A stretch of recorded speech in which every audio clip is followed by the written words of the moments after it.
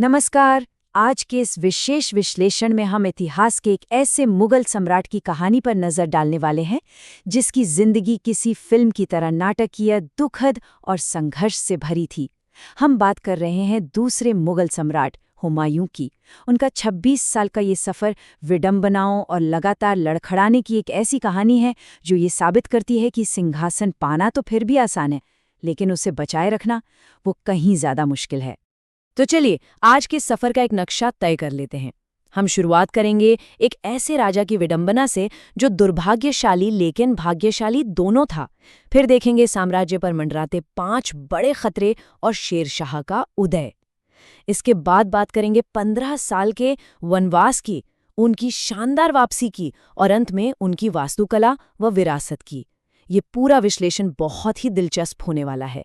चलिए गहराई में उतरते हैं। एक दुर्भाग्यशाली लेकिन भाग्यशाली राजा, दूसरे मुगल सम्राट की विडंबना। इस कहानी की शुरुआत ही एक बहुत अजीब और गहरे विरोधाभास से होती है। देखिए, हुमायूं नाम का अरबी और फारसी में मतलब ही होता है सौभाग्यशाली या बहुत लकी। लेकिन अगर इतिहास के पन्नों को पलटें तो सच्चाई इसके बिल्कुल उलट नजर आती है। उनका पूरा जीवन इतने दुर्भाग्य और अस्थिरता से भरा रहा कि उनके नाम का ये मतलब सिर्फ एक मजाक बनकर रह गया। 1530 से 1556 तक का उनका ये 26 साल का सफर कोई एक सीधा साधा शासन नहीं था। 1530 से 40 तक उनका पहला शासन रहा। फिर एक बहुत बड़ा ब्रेक आया। बीच के 15 साल वो दर-दर भटकते रहे, वनवास में रहे, जब दिल्ली पर सूरी साम्राज्य का कब्जा था, और आखिरकार 1555 में उनकी दोबारा वापसी हुई। अब बात करते हैं दूसरे हिस्से की। साम्राज्य के लिए 5 खतरे। 1. अस्त-व्यस्त विरासत। जब 1530 में हुमायूं को गद्दी मिली तो उन्हें कोई सजा सजाया सुरक्षित साम्राज्य नहीं मिला था। बाबर ने हुमायूं के कंधों पर एक बहुत भारी बोझ छोड़ा था, जिसके 5 मुख्य कारण थे। पहली बात तो गंभीर आर्थिक संकट, क्योंकि बाबर ने अपना सारा खजाना तो सरदारों में बांट दिया था। दूसरी तरफ महमूद लोदी के नेतृत्व में अफगान दुश्मन घात लगाए बैठे थे। तीसरा बड़ा खतरा था गुजरात में बहादुर शाह।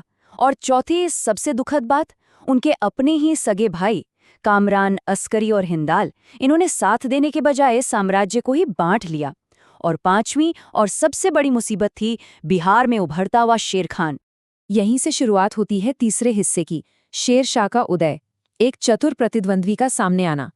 इन सभी दुश्मनों में से शेर खान एक ऐसा शख्स निकला जिसने सच में मुगल साम्राज्य की जड़ें हिलाकर रख दी। यहाँ एक बहुत ही दिलचस्प बात यह है कि हुमायूं और शेर खान के व्यक्तित्व में जमीन आसमान का फर्क था। हुमायूं बहुत ही आराम पसंद इंसान थे, जल्दी भरोसा कर लेते थे और ज्योतिष में इतने डूबे रहते थे कि पूछे मत। एक बार तो बंगाल जीतकर वो 8 महीने तक वहीं आराम फरमाते रह गए। वहीं दूसरी ओर शेर खान, वो बेहद रणनीतिक और खूंखार था। उदाहरण के लिए रोहतासगढ़ किले को ही ले लीजिए। वहां उसने महिलाओं की पालकियों में अपने सैनिकों को छिपाकर धोखे से किले पर कब्जा कर लिया था। आइए आगे बढ़ते हैं और देखते हैं कि ये सब कैसे हुआ। ऐसा नहीं है कि हुमायूं ने सिर्फ हार ही देखी। शुरुआत में उन्होंने कुछ शानदार जीत भी दर्ज की।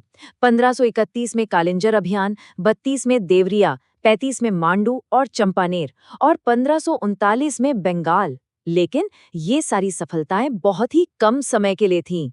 और अब आता है इस कहानी का सबसे काला अध्याय, हार और 15 साल का वनवास, मुगल साम्राज्य को खोना। उनकी रणनीतिक भूलों ने उन्हें दर-दर भटकने पर मजबूर कर दिया। सब कुछ कितनी तेजी से हाथ से फिसला, जरा देखिए। 1539 में चौसा के युद्ध में उनके साथ धोखा हुआ। उसके ठीक 1 साल बाद 1540 में कन्नौज में करारी हार। इसके बाद उन्हें अपना साम्राज्य छोड़कर सिंध और ईरान की तरफ भागना पड़ा। लेकिन इसी मुश्किल दौर में 1542 में एक बहुत महत्वपूर्ण घटना घटी, जब भविष्य के महान सम्राट अकबर का जन्म हुआ। 27 जून 1539 का वो चौसा का युद्ध हुमायूं के लिए एक बहुत बड़ी आपदा था। शेर खान ने उन्हें चकमा दिया। सुबह का वक्त था, हुमायूं के खेमे में बाढ़ का पानी भरा हुआ था, और तभी अचानक हमला हो गया। हुमायूं को अपनी जान बचाने के लिए सीधे नदी में कूदना पड़ा। वहां निजाम नाम के एक पानी भरने वाले ने उन्हें डूबने से बचाया, और इसी बड़ी जीत के बाद शेर खान ने शेर शाह की उपाधि ली थी। इसके बाद शुरू हुए उनके भटकाव के साल। एक सम्राट जो आगरा, पंजाब, सिंध से होते हुए ईरान तक भटक रहा था। उनके अपने भाइयों ने उन्हें धोखा दिया। इसी संघर्ष के बीच 1541 में उन्होंने हमीदा बानो से शादी की और 1542 में अमरकोट में राणा वीरसाल के संरक्षण में अकबर का जन्म हुआ। ये वो दौर था जब हुमायूं पागलों की तरह सिर्फ सहयोगियों की तलाश कर रहे थे। खैर, अब हम कहानी के 5वें हिस्से पर आते हैं। शानदार वापसी और अचानक मौत, अंतिम लड़खड़ाहट। वनवास के इन 15 सालों के अंधेरे के बाद उनके जीवन का अंतिम और सबसे दुखद अध्याय शुरू होता है। हुमायूं ने हार नहीं मानी थी। ईरान के शासक की मदद से उन्होंने फिर से सेना बनाई। 1545 में अपने भाइयों से काबुल और कंधार जीत लिया। फिर मई 1555 में मच्छीवाड़ा के युद्ध में जीत हासिल की और ठीक 1 महीने बाद जून में सरहिंद के युद्ध में जीतकर आखिरकार दिल्ली के सिंहासन पर अपना कब्जा वापस पा लिया। लेकिन इसे आप नियति का खेल ही कहेंगे। जनवरी 1556 में दिल्ली का सिंहासन वापस पाने के मुश्किल से 7 महीने बाद ही एक बहुत दर्दनाक हादसा हो गया। हुमायूं अपनी ही बनवाई गई दीन पनाह लाइब्रेरी की सीढ़ियों से उतर रहे थे। उनका पैर फिसला, वो गिरे और उनकी मौत हो गई। जिस साम्राज्य के लिए जिंदगी भर संघर्ष किया, उसे वापस पाने के बाद वो उसे जी भी नहीं पाए। चलिए, अब आखिरी हिस्से की तरफ बढ़ते हैं। वास्तुकला और ऐतिहासिक विरासत, मुगलों का कब्रिस्तान। इस अचानक हुई मौत के बाद इतिहास हुमायूं को किस तरह देखता है?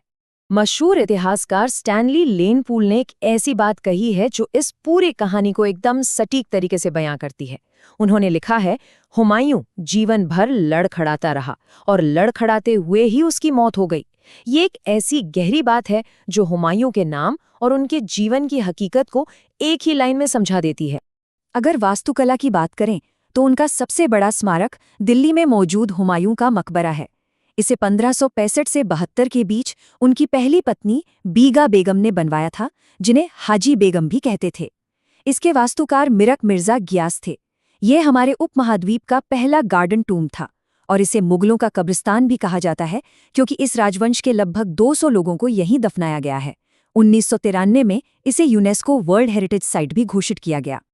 अब सोचने वाली बात यह है कि हमें इस दौर की इतनी बारीक जानकारियां मिली कहाँ से? तो इसका सबसे बड़ा स्रोत है हुमायूंनामा। ये फारसी में लिखी गई एक बहुत ही विस्तृत जीवनी है, जिसे खुद हुमायूं की चचेरी बहन गुलबदन बेगम ने लिखा था। इसी की बदौलत आज हम ये सब जान पाए हैं। तो इस पूरे विश्लेषण को समझने के बाद एक बहुत ही दिलचस्प सवाल खड़ा होता है, हुमायूं का सबसे बड़ा दुश्मन आखिर था कौन? क्या वो बेहद चालाक और क्रूर शेरशाह सूरी था, या खुद हुमायूं का अपना ही स्वभाव जो हद से ज्यादा आराम पसंद और हर किसी पर भरोसा करने वाला था? इस सवाल पर विचार जरूर किया जाना चाहिए। इतिहास के इस खास विश्लेषण में आज के लिए बस इतना ही।